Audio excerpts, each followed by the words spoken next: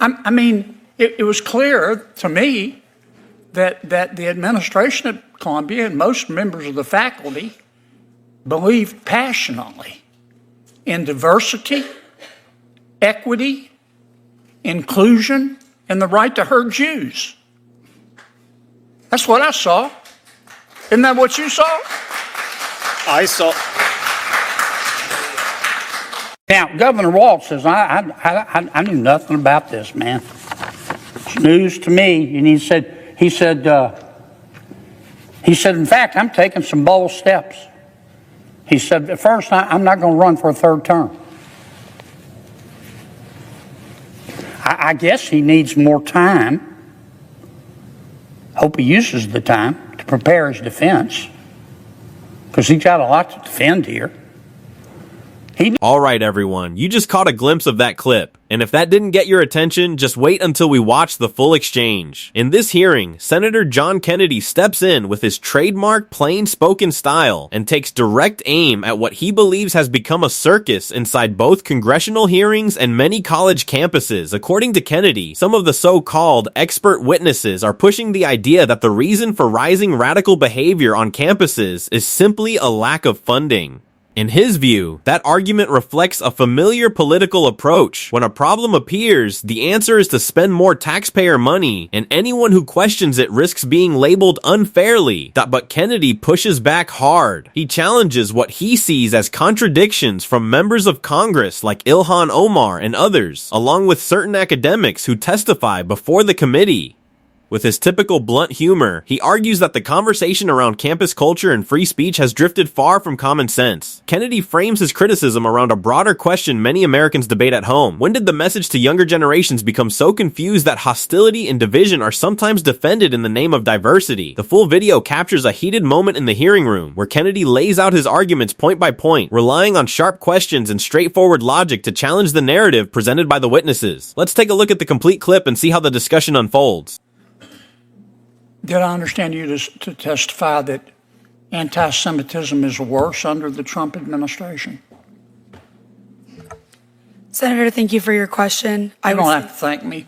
Okay. Your best thanks is to answer. Okay. Well, I'll tell you that anti-Semitism has been rising, especially since the 2017 but has the Trump administration caused that? Is that your testimony? I wouldn't say the Trump administration has caused anti-Semitism. Has there been an increase since Trump has entered office? Yes. Do you see a causal connection there? Yes. Why? Trump has highlighted and platformed neo-Nazis and white supremacists. Okay. I can't see that far. I understood you to say that in answer to Senator Durbin's question, the spending reductions, reducing the federal budget would increase anti-Semitism. Isn't that what you said? No, I did not. I said that the constant threats to cut money to the Office for Civil Rights and the Department of Education prevents the federal government from adequately investigating anti-Semitism and other hate crimes on college campuses. So you think one way to stop anti-Semitism is to give people more money? Is that right? I think one of the ways is to actually fund people that are actually designed to investigate anti-Semitism on college campuses. What's there to investigate? We see it. We saw it. Did you watch television? Did you see what happened at Columbia? Absolutely. Yeah. I mean, it was clear to me that the administration at Columbia and most members of the faculty believe passionately in diversity, equity, inclusion, and the right to hurt Jews. That's what I saw. Isn't that what you saw? I saw. Isn't that what you saw? I saw protesters against the war in Gaza and them using some anti-Semitic slogans and thoughts. I would say, however, that it's hard. I would say, isn't that however, what you're telling me? That's not what you saw. Now, don't get off the subject on me now. You're telling me that's not what you saw. I'm telling you that it is difficult for the federal government to adequately address the issue of anti-Semitism. Are you telling me the Columbia administration and the faculty was supportive of the Jewish community? I think that they are trying to find... You need to stop dipping into your ketamine stash. Into what? Excuse me? Now, that if we're going to solve this problem, we need to talk about it. I'm And happy it to wasn't talk just about at Columbia. It was at Berkeley. It was at UCLA. It was at Barnard. And Columbia has a history of discriminating against the Jewish people. They used to refuse to let Jewish students come to their university.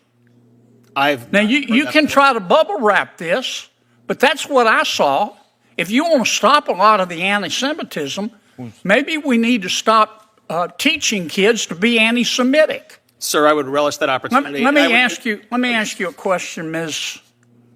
Kohab. Did I say that right? Kohav. Do you think it's possible to feel compassion for the Palestinian people without hating Jews? Absolutely. In fact, one of the lawyers representing one of the thieves in this case said many of the people, this was their excuse, said many of the people involved in the stealing thought that the state was okay with it. That's what he said. Here's his quote. No one was doing anything about the red flags. Red flags were everywhere. Nobody in state government, he said, was doing anything about the red flags. It was like someone was stealing money from the cookie jar and they kept refilling it. The state knew.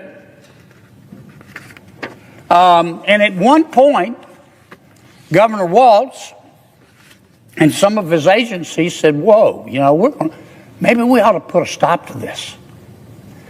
And they backed off. They said no more money for a while. Well, fresh hell broke loose. You know what happened?